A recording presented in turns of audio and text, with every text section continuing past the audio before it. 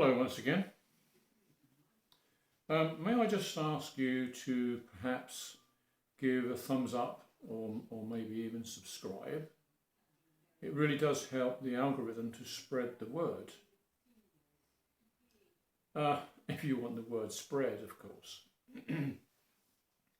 My good friend Tony advised me to perhaps use a fictitious name or just to avoid personal attacks.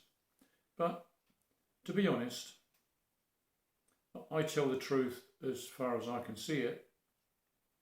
And anyway, people can always look at your IP address and it can be noted, unless you've got a VPN, which I don't have. But it's always an option at around £40 a year. Anyway, I have a short rant to speak. I was recently accused of being a Putin puppet. I'm not particularly. I just see two sides in a conflict of interests, and I listen to all sides and I make my opinion known because it's what I see as the truth. In my humble opinion, it's not it's not Russia that wants to rule the world. I think we all know who that is, because it's been like that for a long time. And a trail of very aggressive wars give credence to that. Now I listen very carefully to speeches made from those people who are actually capable of making a coherent dialogue, not mumbling fools and warhawks in the Western world who want what Russia has in its vast resources. That's what this is all about. People must realise that, surely. And this, excuse me, I've got a tickly throat. This proxy war was made to fit the frame, to hide the real intention of a hegemony, that is the United States of America. And the whole Western world followed like sheep in the mistaken belief an innocent and sovereign country had been invaded by the Mongol hordes, ignoring completely the provocation by NATO against Russia in recent years. Now today I tried to listen to a speech by Maria Zakharova, who is the Foreign Ministry spokeswoman, a very capable woman and very eloquent. She was quite obviously very angry at Germany for recent events and warned of the tanks being supplied to Ukraine and what they represent today and of course in the past. And Germany should take a long, hard look at history and what happened 80 years ago. History may not repeat itself, but it seems to rhyme very nicely. And I actually gave up listening to what seemed to be a deliberate attempt to spoil her speech to foreign listeners by using a dreadful interpreter. Quite obvious to me that it was on purpose. So the demonisation of Russia is still in full flow. And another bombshell that has just recently been dropped by Poland is this. This is unbelievable. Director of the Auschwitz Museum, Peter Szyszynski, decided to rewrite history and refused to invite Russia to the 78th anniversary of the liberation of Auschwitz. And I'm sure we all know what Auschwitz was. Quite obviously, the man was under pressure from his political masters and should be reminded that those that followed orders were by no means free from prosecution when the trials began in Nuremberg. And make no mistake, what goes around comes around.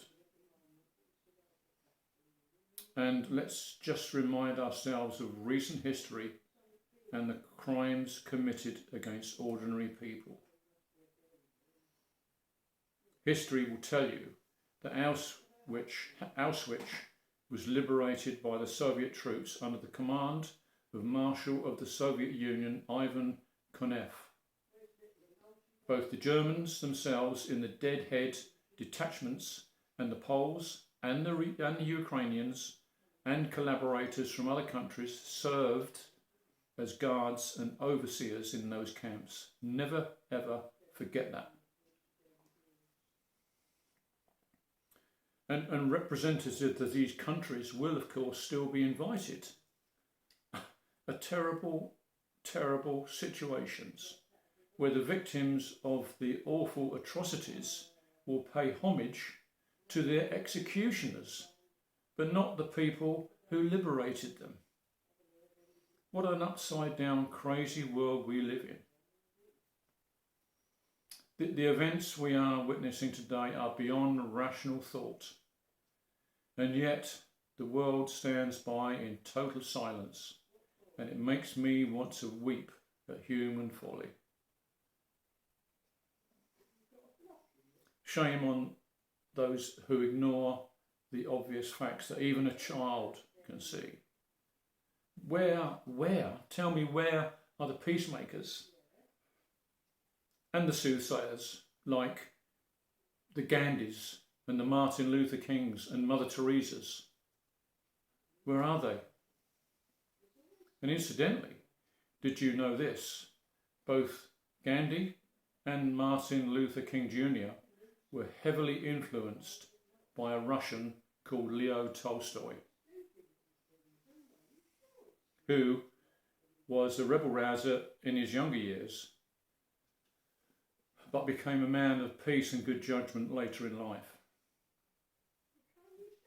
Just another huge Russian writer that has been cancelled by today's idiots who seem to forget the likes of War and Peace and Anna Karenina, two of the world's greatest novels ever written.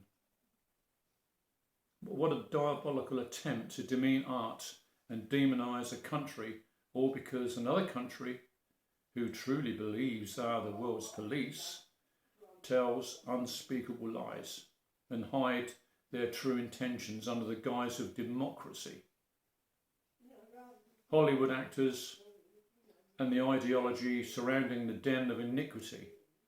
But just a crying shame that even America has some truly great authors who have been willfully forgotten by convenience of a modern war machine in full flow. And I cannot let go of this misinterpretation of the truth. So I'll present some more uncomfortable facts. German tanks crossing Ukraine to fight the Russians. Is that really a good idea, knowing the history of such a disaster in the past?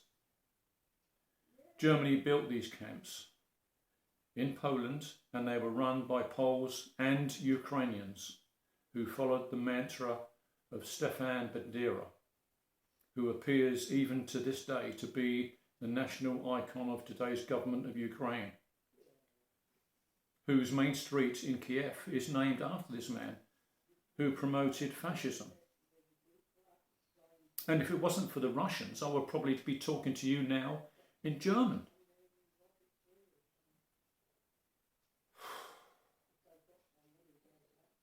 Under the jackboot of fascism.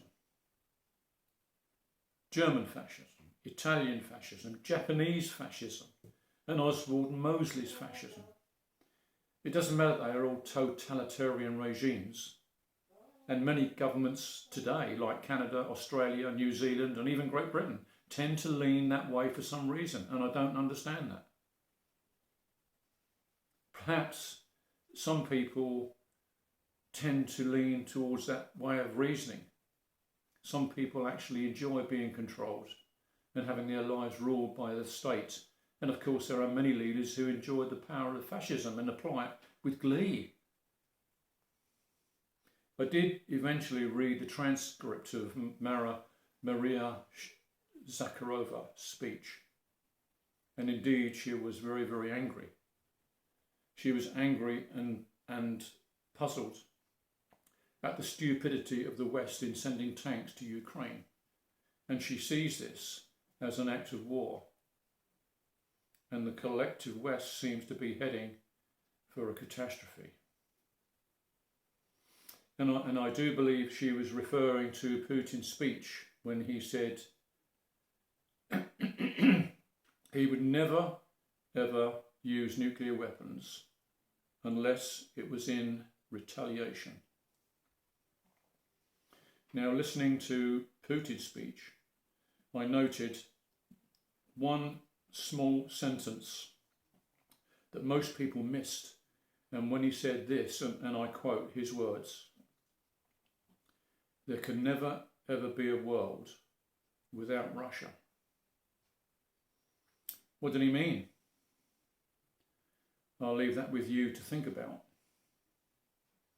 And the West should heed these very subtle words of a man who does not bluff, because he will protect his country and its people to the very end. Thank you for listening. Bye-bye.